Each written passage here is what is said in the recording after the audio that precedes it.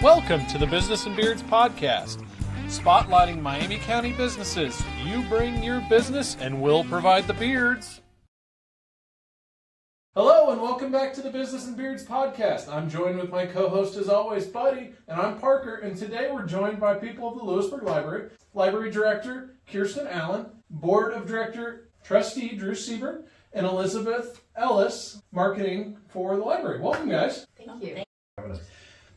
So I'm going to actually hand it off to Kiersten here because there's a lot of history behind this building, and a lot of times people don't understand what the library can fully offer, not only to residents but businesses. Would you kind of start on how the library started and then maybe your role with it as well? I would love to. The history, you're right, it has an incredible history. In 1961, a bunch of people, volunteers in the community got together because they wanted a library. So they borrowed a bookmobile from the Johnson County Library System one summer. And they had that bookmobile, and then once they had the bookmobile, they decided that they wanted a library. So they gutted a 2-room house that was over there behind Fox Hall on the corner, and all by volunteer, and then filled it, all volunteer, and then started running it. And Pip Haynes was one of the first library directors, librarians, if you will.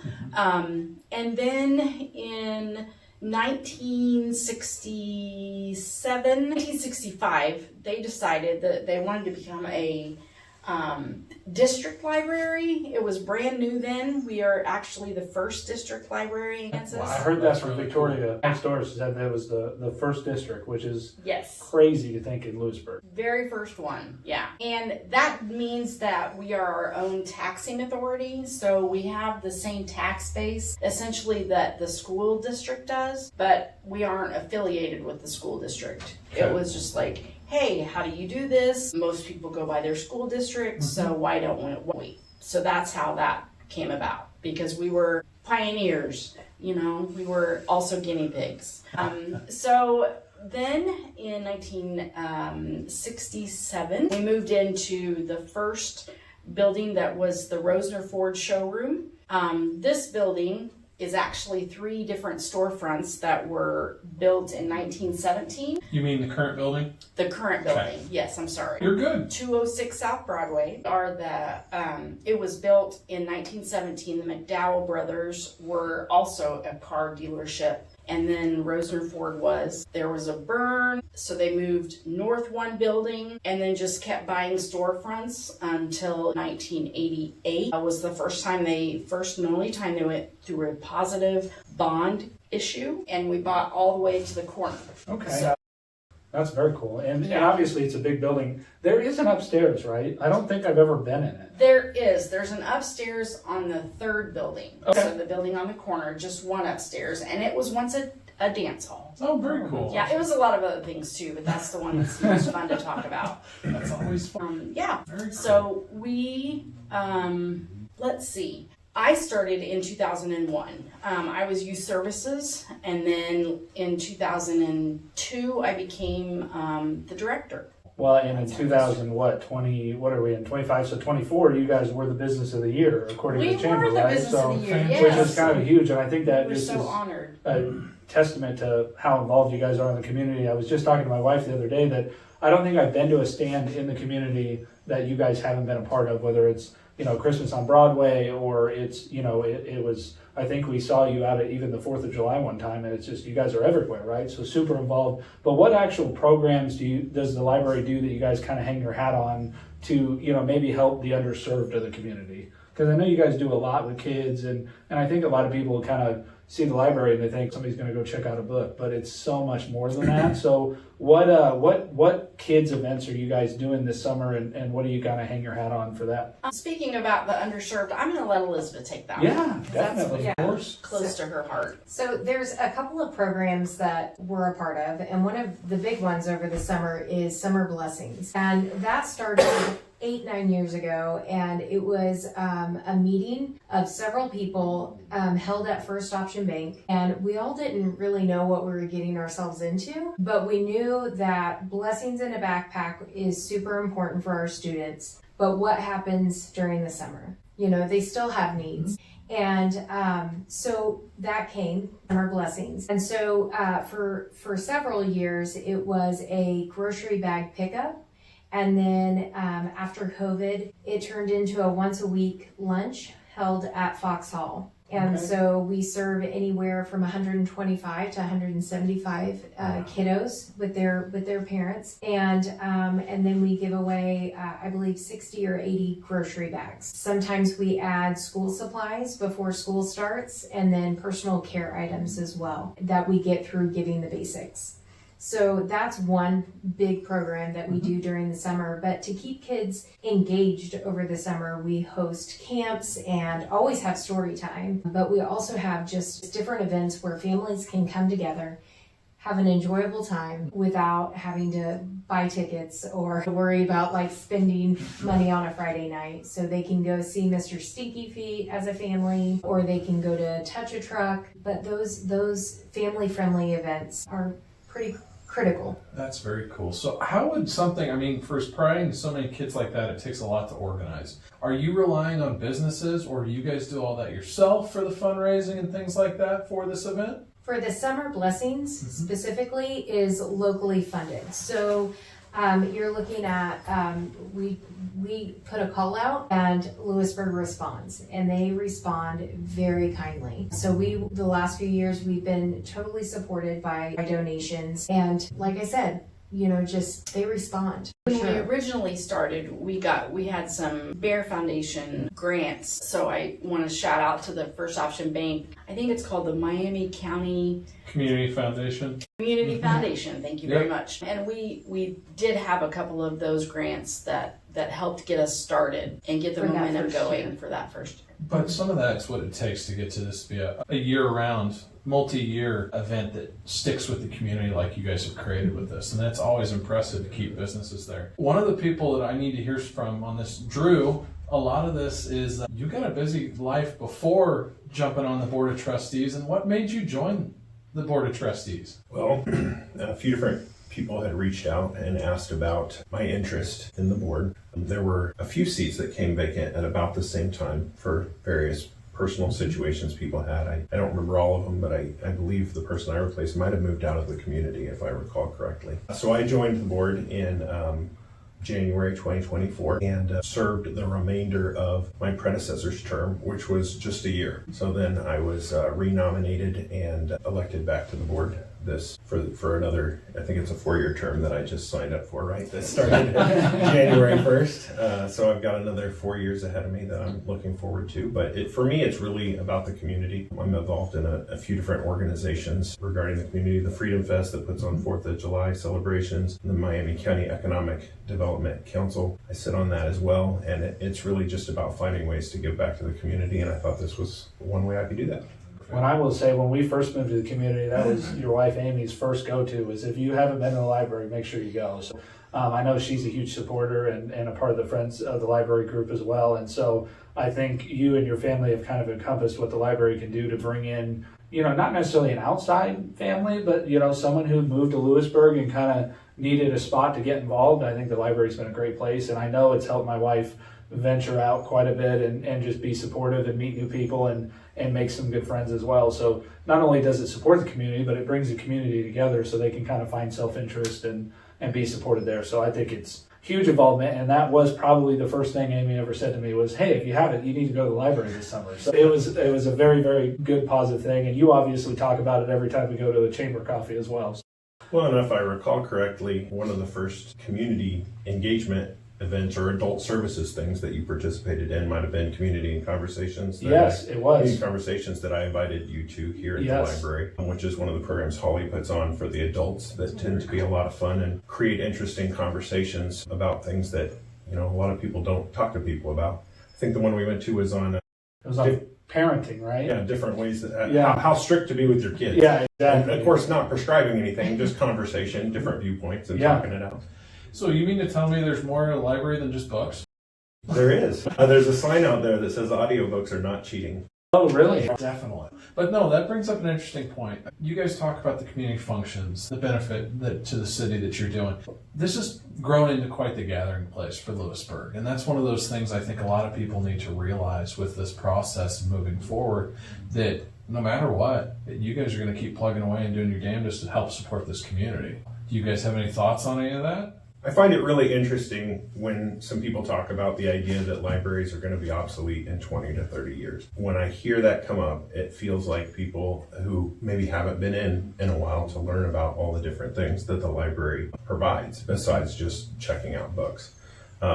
I don't know that I'm the best person to rattle through some examples of that, but if either of you would be interested, I think it would be interesting to hear some examples of the different things that people can do here besides check out books. Well, this is our 60th anniversary, and so we are doing things all throughout the year to celebrate the 60th anniversary and showcase all the different ways that the library has engaged with the community. And we have things for adults, we have things for kids, we have things for all ages and stages, as we like to say. And one of the great things about libraries, I believe, is that when you walk in, you're at a level playing field. It doesn't matter what your socioeconomic status is. It doesn't matter where you were last night. It doesn't matter where you're going to be tomorrow. It is that you have a place where you are welcome and there's going to be something there for you, whether it's a board game or a book club, or we have One Book, One Berg is one of our favorite events that is a month-long reading initiative where we try to get everyone to read the same book and discuss it and bridge the gap between generations when they do that. We have that going on in February. And we just try to do things like that. Musical story time, because story time is not just about reading books to little kids. It's, at least at our library, we have musical story time on Tuesdays, but then on Fridays we have STEM story time for little ones so that they can use their whole body and their whole mind. Elizabeth, do you want to add to that? Absolutely. So marketing became my role in September. But before that, I started here in 2003 and Storytime. I was a youth services coordinator. Storytime was my jam. And what I'd like to say about that is Storytime is not a presentation. It's an opportunity for families to learn, like your caregivers, your parents, to learn how to explore book and literacy with their children. I mean, I have them for 30 minutes once a week, right? 30, 45 minutes. But the skills that those parents and caregivers walked away with, just lasted every night. The other thing about libraries, other than books, right, is it's a place to explore and explore new ideas, new things to do. And one of our favorite things is the maker movement, creating for yourself, not just being a consumer of things, but being a creator. And so we have tons of equipment that we have. Some of it's available to check out and take home. Some of it's available to use here in the library. But we have a laser engraver, a Boss laser, pretty large piece of equipment. We have a bamboo 3D printer, sewing machines, crickets, leather tooling. We have all of this equipment to use just to explore and learn new things. So at Freedom Fest last year, you guys might remember it was rained out, and so it got delayed until I think October, when it was combined with maybe Cider Run, if I'm remembering correctly. If I recall correctly, there was maybe an important Royals game that same evening. And so those of us on the Freedom Fest committee came and got the big inflatable projection screen that you guys have and the projector and set up for people to be able to watch the baseball game. Now, it fell flat because we couldn't get somebody's Dish Network stream to work to be able to put it on. But the idea that was available and the idea somebody could, take that and watch movies in the backyard with their kids or something like that. Now, do you guys have like a list of things on the website that you can check out? Because I didn't know about half of that. I did know about some of it. Yeah. And as of Facebook this morning, I did know you could laminate things here. So I was super excited about that, but I did not know about the list of equipment that you could actually check out or use. We do. We have a My Turn reservation system that you can look at. You can go to our website and find out. I believe it's under resources, and you can look under My Turn and it'll show you. We have tables, we have chairs, we have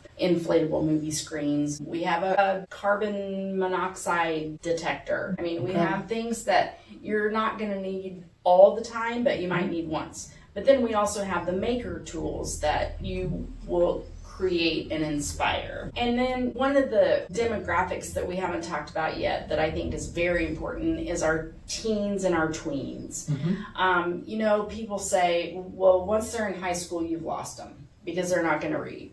They're not going to go to church. They're not going to read. They're not going to do what they're supposed to do. You know, but in the library, we want them to be welcome and to know that this is a place where they can be safe and not get into trouble and find themselves, maybe find something about themselves that they never knew was interesting to them, and mostly make it a safe spot. I think judgment free is the key, right? Like, kids don't want to do things that their friends or their even parents are going to think that's weird or judgmental. Right. And I think the more open you can be. And I think it's a testament. When I pulled up to do this thing, there were 3 or 4 kids playing like peekaboo at the windows. And then there was another kid sitting reading on a computer. And then we had a gentleman reading a newspaper. So it's like from all the way to the bottom to all the way to the tippy top, there was somebody doing something in here. And I think if somebody walked in, you know, on a Tuesday at 4 o'clock, I think they'd imagine 0 people being in here, not 10 or 11, right? Just at 1 half-hour period. And I think that utilizes, and something we haven't really talked about or utilized, and I don't know it here, can you rent this conference room or reserve it? Yes. Because when I was a new business owner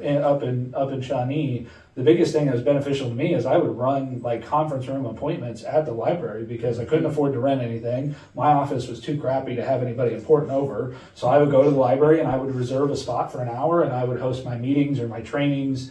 And a few of other business owners would actually get together and do like a group study as well. And all of that at 0 cost because you had a library card, right? So you could just book it. And I promise you, I ran a lot of customer appointments that were done at the library because I did not trust them to come into my office because it was not the best. And so I think that's businesses can utilize this space as well. And I think it goes underutilized because they don't really know that that's an opportunity just because they didn't ask. And I think a lot of times it just starts with, can I, right? Can we use this? And I think if more people asked, they'd find more resources here than they know about. And not knowing that they can ask. That's one of the things that Elizabeth's been working on, I think, is just how do you know what you don't know? Yeah, 100%. Start at the library. Yeah, I think it's a great community center. That's one of those things. So what is your guys' goal? I mean, moving forward with this process, I know you continue to grow the community as much as possible with you guys, but is there some big outreaching goal that you guys are trying to move forward with in the future? Yes, there is. We have been in this building for 57 years, and these walls, this was once an outside wall. And remember, this is 3 storefronts, so we have 2 of these gorgeous, cozy brick outside exterior walls that kind of create a little bit of havoc. They wreak havoc on our Right, books. have to do some tuck pointing here and everything. That when you put books up against them, you know, the brick crumbles. We've had some mold remediation, which is above my pay grade to explain why. But so we're having to keep our books away from the walls. And structure, we've done some extensive studies on our infrastructure. Would you like to talk about that, Drew? Or two. So Apex engineers came in a couple of years ago. The board of trustees engaged with them just to kind of see the condition of the building. And they discovered foundation and structural challenges. Kiersten spoke on the moisture. When you put stucco on top of brick, for whatever reason that was done, it was done. And that just kind of creates just a moisture. And there's also some roof issues, even though that was replaced. And so Apex did their best to really identify those challenges so we could understand how to move forward. What do we need to do to keep this building in the best condition? A couple of years after that, FS&L architects were also brought in just to really identify that stucco and masonry, just to see where we're at. When you talk about structural, there is some bowing of the outside walls. The upstairs you spoke on, it is a beautiful space. It's got great windows. The natural light up there is amazing, but it's not load bearing. So that's some of the things. So we just really identified what areas we needed to be aware of, and then how do we move forward. So the building committee was put together in, I think, 2019, and they explored different things with the community, like getting feedback from the community. They also explored 3 different areas to move forward with, including the farmers marketplace. I almost say Market Street every time. Marketplace where True Value is, and then the land. So what's really cool is on our website we have all of these reports available. It's hard to say everything and get into the nitty gritty. Yes, but if you hop on, then you can read those reports and see that timeline, because, you were talking about, do you have any big projects going on? Well, this big project has been going on since the late 90s. Yes. And in the late 90s, the Board of Trustees purchased land on Harvest Drive. And when they were thinking about purchasing it, they were also thinking about purchasing another piece of land. But it was with the intent to build a new facility in 5 years. And that was in the 90s. And here we are, not in the 90s. And we're still in the same spot, making it rock and roll, because that's what we do. And we believe in our jobs, and we believe in preserving the integrity of what a library is, does, and can be. So we don't want you to see the weak spots. We don't want you to see the that's why people have closets with doors, so that you can close the doors. But we're no longer able to close the doors on the things that are problematic with our facility. And so the board did sign a resolution to hold a bond issue in May, on May 6th, to build on the new land and hopefully move forward in that direction. Maybe before we talk too much further about that, if we're going to talk further about that, we are extremely thankful for this building. I mean, it has provided an excellent space for us to be able to serve the community for many, many years. And it is not a loss of a building. There is all the things that can be mentioned can be fixed. We don't want to come across to anybody as if we think that it's a lost cause here. When the board was evaluating some of the things that Elizabeth talked to,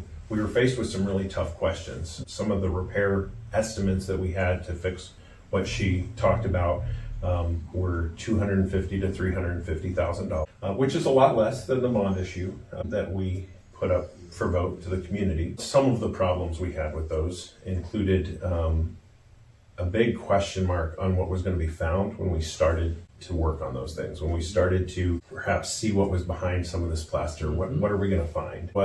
And many of the solutions were temporary. And they talked about the stucco. If we stuck with a stucco facade, we were, told that the work we were doing would last about 12 years. And that seemed like a pretty expensive price tag to give us, with a big question mark on it, to give us 12 more years. And I think, somebody else who has more ability to kind of direct their own crews and run their own construction process would have a much easier time bringing new life to this building than what our board of directors was in a position to be able to do, because we're not going to run construction crews on that front. We do have several with architecture, engineering, or construction experience. One's got an electrician company and an engineering company for 6 years, but it's just not what we do on a day-to-day basis, and it's not what we thought made sense. I'd like to talk about how many people are involved on a day-to-day basis for the library, including employees and volunteers. So how many people do you guys have on staff and then volunteer? Well, we have 17 staff members,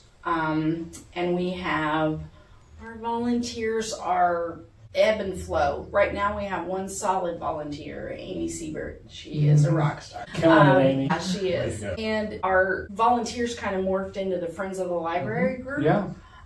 Which also has ebbed and flowed over the years. It started in 1982. Yeah. And now it's vibrant and it's full of people who have incredible ideas and different strengths.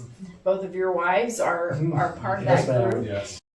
Everyone has a different strength and a different vision and a different feel for, where to go and what to do and how to do it, and how to make it amazing. And so I think we have a really good, Friends of the Library group. Did that answer your question? Well, and it just brings to that, this not only is a place of sanctuary, but it is also a business, and you guys support a lot of financial growth in the community through, local employees. The money's not going somewhere. They're not going to Amazon and ordering books. And frankly, my upbringing wasn't very extensive. And so we lived in a town of 300 people, and we were lucky enough to have a small, tiny library in a city hall. And someone who ran it was very diligent, but there was one person, and it was just volunteer. They got a stipend from the city. But my mom lived at that library for a lot of years, trying to put herself through school, having me so young, and just finding a way to, kind of sometimes escape the world through books, and it created kind of a sanctuary for her while she was here. And so I think it's